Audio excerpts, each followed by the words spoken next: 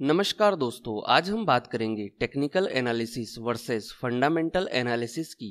दोस्तों यहाँ पर हम इस बात की चर्चा नहीं करेंगे कि इन दोनों में से कौन सा बेस्ट है या कौन सा बेकार है। इस वीडियो में हम यह जानने की कोशिश करेंगे कि टेक्निकल एनालिसिस कब अच्छा होता है और फंडामेंटल एनालिसिस कब अच्छा होता है। और हमारा गोल तो बस यह होना चाहिए कि दोनों ही प्रकार के एनालिसिस को जानकर बाजार से अच्छा रिजल्ट निकाला जा सके। दोस्तों जैसा कि हम जान ही चुके हैं कि बाजार का एनालिसिस करने के दो मुख्य प्रकार होते हैं। पहला है टेक्निकल एनालिसिस और दूसरा है फंडामेंटल एनालिसिस। और इन दोनों के विषय में मैं आपको पहले ही बता चुका हूँ। लिंक आपको इस वीडियो की डिस्क्रिप्शन में मिल जाएगी, आप वहां जाकर यह दोनों वीडियो देख सकते हैं। तो चलिए दोस्तों, अब हम समझ लेते हैं technical analysis versus fundamental analysis को। दोस्तों सबसे पहले आपको यह पता होना चाहिए कि टेक्निकल एनालिसिस और फंडामेंटल एनालिसिस यह दोनों एक दूसरे के दुश्मन नहीं हैं। इनके लिए यह कहना सही होगा, these are two brothers but different mothers. यह दोनों ही डिफरेंट टाइप के एनालिसिस हैं और डिफरेंट टाइप के लोगों के काम आते हैं। टेक्निकल एनालिसिस का उपयोग ट्रेडर करते हैं, जबकि फंडामेंटल एनालिसिस का उपयोग इन्वेस्टर करते हैं। और यही सबसे बड़ा डिफरेंस है टेक्निकल एनालिसिस और फंडामेंटल एनालिसिस में। टेक्निकल एनालिसिस इंट्राडे ट्रेडिंग और शॉर्ट टर्म ट्रेडिंग के लिए किया जाता है। मतलब कि टेक्निकल एनालिसिस का उपयोग कम समय की अवधि के ट्रेडर के लिए कारगर होता है। वहीं फंडामेंटल एनालिसिस का उपयोग इन्वेस्टर करते हैं, जो कि लंबे समय के निवेशक होते हैं। यह समय कितना लंबा हो सकता है, यह इन्वेस्टर की मानसिकता पर निर्भर करता है। कुछ लोग इन्वेस्टमेंट इस हिसाब से भी करते हैं कि उन्हें शेयर्स से लगातार डिविडेंड मिलता रहे। तो हम यह भी समझ सकते हैं फंडामेंटल एनालिसिस से टाइमलेस इन्वेस्टमेंट भी किया जाता है, जो कि टेक्निकल एनालिसिस के द्वारा नहीं किया जा सकता है। या आप ऐसा भी समझ सकते हैं कि टेक्निकल एनालिसिस का उपयोग कम समय में अच्छा मुनाफा कमाने के लिए किया जाता है और फंडामेंटल एनालिसिस का उपयोग लंबे समय में लगातार अच्छा मुनाफा कमाने के लिए किया जाता है। तो चलिए टेक्निकल एनालिसिस और फंडामेंटल एनालिसिस के इन डिफरेंस को हम और डिटेल में समझ लेते हैं।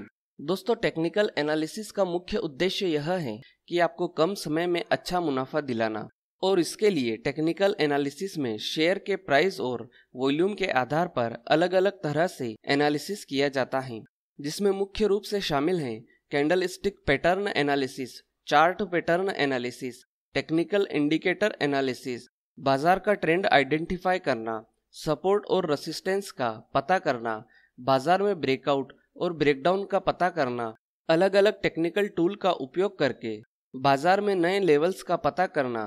कुल मिलाकर टेक्निकल एनालिसिस का उपयोग शेयर के प्राइस एक्शन पर आधारित होता है।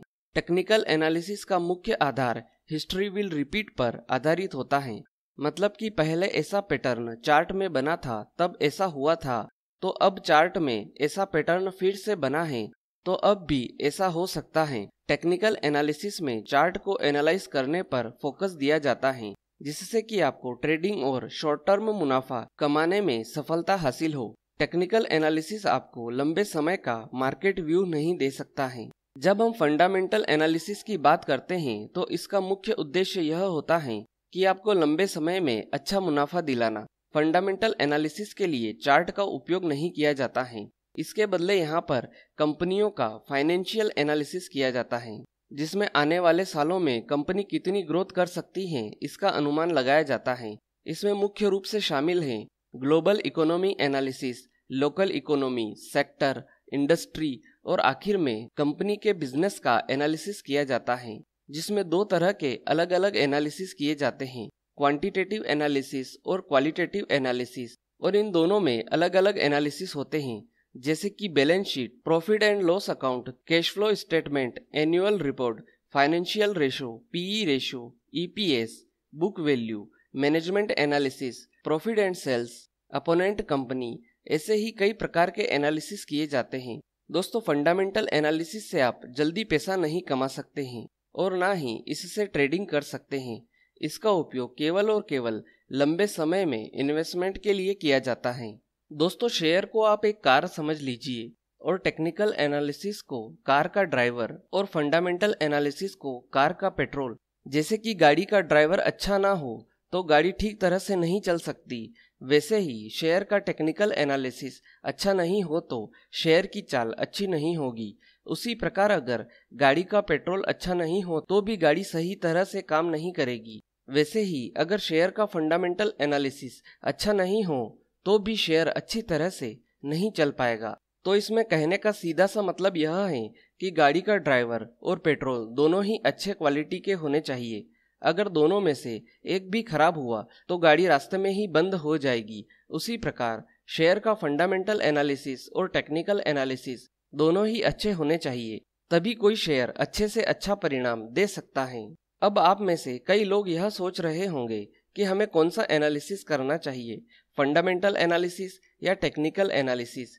तो इसका सीधा सा जवाब यह है कि अगर आप एक ट्रेडर हैं तो आप टेक्निकल एनालिसिस का उपयोग कीजिए, और अगर आप एक इन्वेस्टर हैं तो आप फंडामेंटल एनालिसिस का उपयोग कीजिए।